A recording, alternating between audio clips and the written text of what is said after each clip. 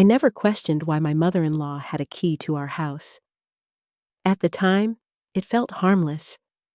She was older, sometimes forgetful, and my husband Mark had given it to her long before I came into the picture. "It's just for emergencies," he had said. And to be fair, she didn't abuse it, not exactly.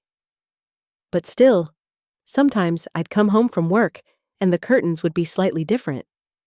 Or there'd be a pie cooling on the counter I didn't bake. Once, she even folded our laundry and left without a note. I told myself it was her way of helping. We lived in a suburb just outside Kansas City, in one of those 2-story homes with a cracked driveway and a back porch full of potential. Mark and I had been married for 8 years. No kids yet. I had wanted them. He had been hesitant. But we had a life. A rhythm. He worked as a contractor. I worked nights as a nurse. Sometimes our hours overlapped so much we barely crossed paths in the same room. But we loved each other. Or I thought we did. His mother, Ellen, was always involved. Not mean, at least not openly. But she had a talent for making me feel small without ever raising her voice. When I brought a casserole to Thanksgiving, she'd say, "Oh, Mark doesn't usually like this kind of thing." When we painted the guest room green, she said, "That's brave." I started to laugh those comments off, but they sank deeper than I liked to admit. Still, I let her in. I always let her in. One Saturday morning, I came home from a double shift, shoes aching and eyes half closed. The house was too quiet. I called out for Mark. Nothing. Then I noticed a mug in the sink that I hadn't used, lipstick on the rim. That stopped me. "Ellen's," I told myself. She'd probably dropped by. She did that sometimes, but then I spotted something else. A small pink barrette on the coffee table. A child's barrette. I picked it up like it was evidence in a crime I didn't yet understand. We didn't have kids. I turned, scanning the room like I might find someone hiding in the closet. That was the first time I felt it. The prickle at the back of my neck. The sense that something in my life wasn't just off. It was manufactured. Like I'd been living in a stage set, and someone had accidentally left a prop in the wrong scene. I didn't ask Mark about the barrette right away. I told myself I was tired. I'd seen too many things at the hospital, imagined too many stories. But over the next few weeks, little things kept piling up. Receipts in his truck for dinners I hadn't been to, a birthday card addressed to Daddy, drawn in crayon, a phone call he silenced when I walked into the room. He said it was a scam caller, but the name that flashed on the screen was Brianna Dance. I didn't ask. Not yet. Because once you ask a question like that, everything changes. I did the cowardly thing. I waited. I watched. And Ellen, his mother, didn't flinch. She brought over soup like always, gossiped about church ladies, offered unsolicited advice on how to keep a man interested. I thought she was just meddling. I didn't realize she was covering for him. Not until the day she slipped. It was a Tuesday, raining lightly. I'd stayed home from work with a migraine. Ellen didn't know. She came in using her key. I heard it from upstairs. I waited, curious what she'd do when she thought I wasn't there. She walked into the kitchen humming, placed a small envelope on the counter, and muttered to herself, "That'll keep the girls quiet for a while." Girls. Plural. And that was the moment something in me cracked. I waited until Ellen left. I didn't confront her. I didn't even let her know I was there. I just listened to her heels clicking against the hardwood, the rustle of the envelope on the counter, the hum of her breath as she walked out like she owned the place.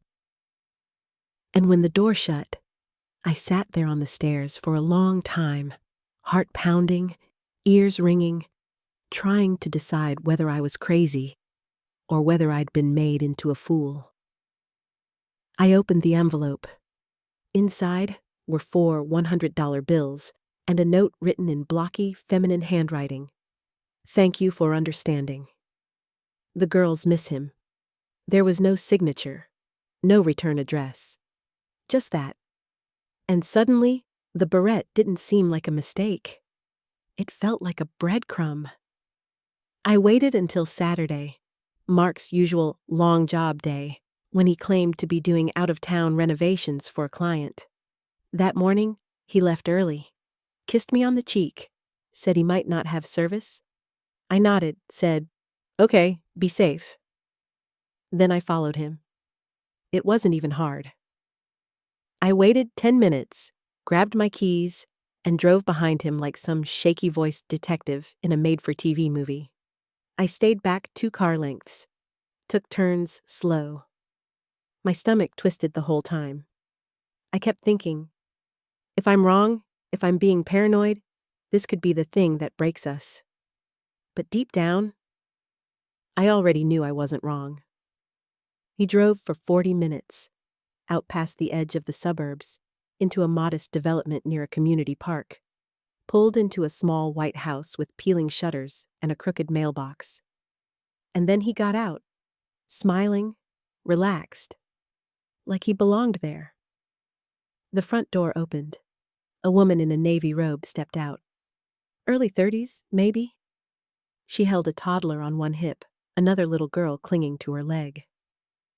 Mark kissed the woman, then lifted the toddler into his arms like he'd done it 100 times before. I don't remember putting the car in park. I don't remember gripping the steering wheel so hard my fingers went numb. I just sat there, watching as my husband, the man I had built a life with, played family on a front lawn I had never seen. And he was good at it. Too good. I drove home in silence. I didn't cry. I didn't scream. Not yet. I just shut down. That night, I didn't ask where he'd been. He came home late, smelled like aftershave and baby powder, said he was exhausted, asked if I'd made dinner. I said no. He heated something from the fridge and fell asleep on the couch. And that's when I checked his bag. Inside, nestled between his work gloves and receipts, was a folded coloring page, a drawing of a man labeled Daddy, with 2 smiling stick-figure girls beside him. On the back, in crayon, it said, "To Daddy, I love you. Lila." The name hit me like a slap. I didn't know a Lila. He had a whole life I didn't know. The next morning, I did something I'd never done before. I called in sick. Waited until Mark left, then drove to Ellen's. She answered the door like nothing was wrong. I didn't smile. Didn't ask how she was. I just asked, "How long have you known?" She blinked. "About what?" I held up the coloring page. Her eyes darted to it, then back to me. And that was all I needed. She knew. And her first words weren't, "I'm sorry." They were, "It's not as simple as you think." That's what broke me. Because nothing had ever been simple. Not my marriage, not my hope for a family, not the way I'd bent over backward to fit into her world, to earn her approval. And now I realized she'd never intended to include me. She was just holding the door open for someone else. Ellen didn't invite me in. We stood there on her porch, the fall air between us turning sharper by the second. I held the crayon drawing in one hand, my other clenched at my side. She wouldn't meet my eyes. "How long, Ellen?" I asked again. This time she answered, flat and quiet. "Since Lila was born?" 3 years. 3 years. I felt the number hit me like a winded punch.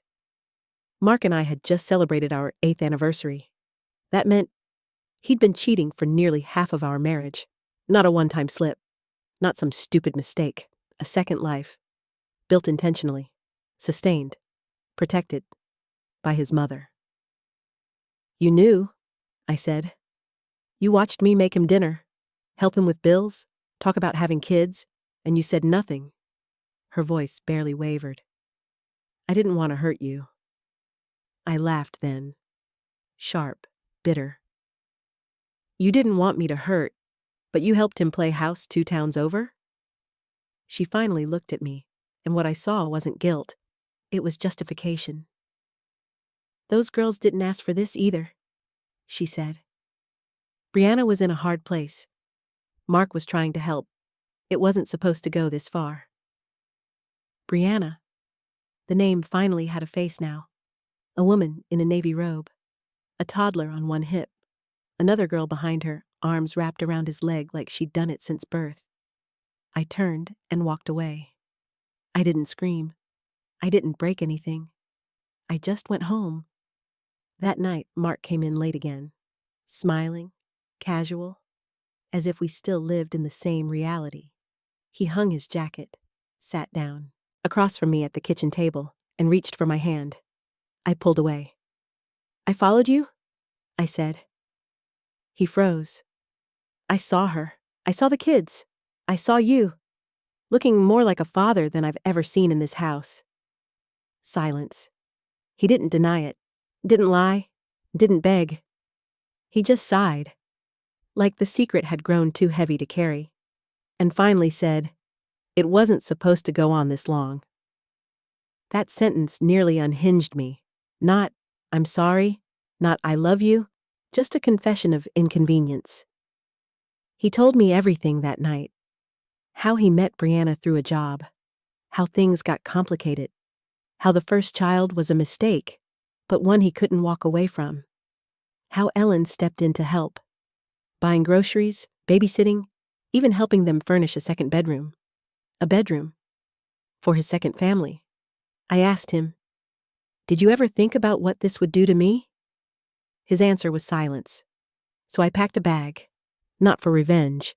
Not to punish. Just to breathe. I left the wedding album on the coffee table. Turned the photo of us at Niagara Falls face down on the mantel. I didn't leave a note. Didn't slam the door. Because if he wanted a life built on half-truths and hidden houses, he could live in it. Alone. The motel I checked into was quiet. The kind with scratchy towels and humming ice machines. I didn't care. I just needed a room that didn't smell like him. A pillow that hadn't held his head. A space where my heartbreak wouldn't echo off our shared walls. I turned off my phone. Let him sweat. Let Ellen pace her kitchen. Let Brianna tuck in her daughters and wonder when the next lie would collapse.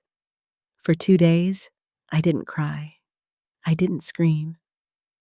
I just sat with the weight of it. The humiliating math of how many dinners he'd skipped, how many birthdays he spent on the road, how many nights I slept alone while he read bedtime stories somewhere else. It was strange.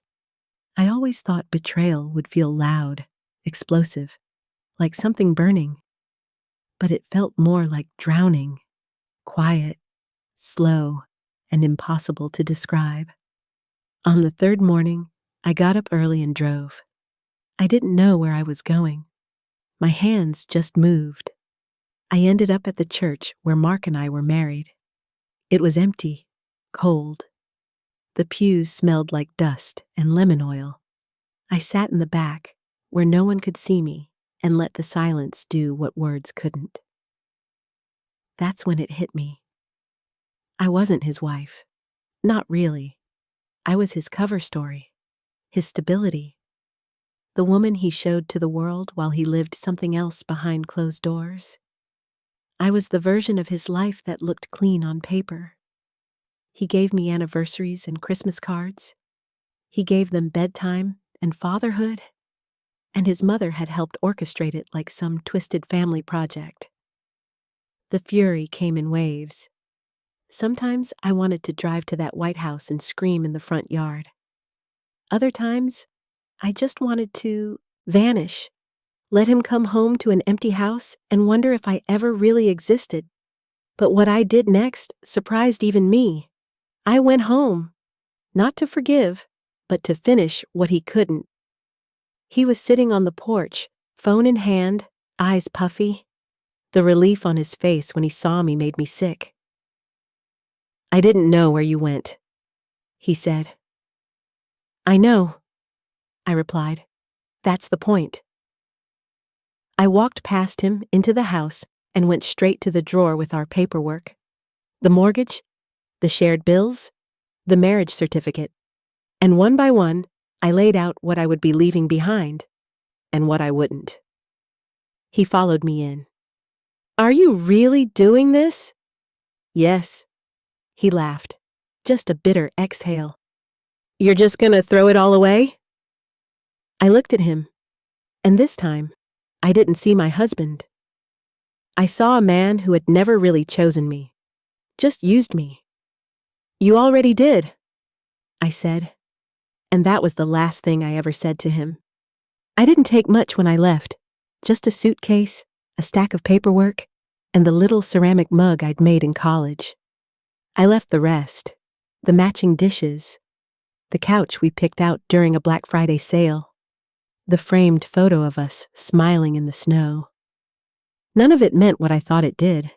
Not anymore. Ellen tried to call. I didn't answer. Mark texted me a few times. At first, it was guilt-laced pleads. "We can figure this out. Don't throw away 8 years. Then came the accusations. "You're being dramatic. You're punishing me more than I deserve." I never replied. There's a particular kind of silence that's louder than yelling. I let that speak for me. I found a small apartment downtown. Nothing fancy, but it had a balcony that caught the afternoon sun and a neighbor who brought over banana bread on my first day. I bought a thrifted kitchen table, a lamp I actually liked, and for the first time in years, I slept through the night. Not because I wasn't hurting, but because I wasn't waiting for another shoe to drop. One day, I ran into someone I used to work with at the grocery store. She asked how Mark was. I just smiled and said, "We're not together anymore." She gave me that sympathetic look people give women when they hear you're alone. As if alone is the worst thing a woman can be. But the truth is, I wasn't alone. Not really. I had myself.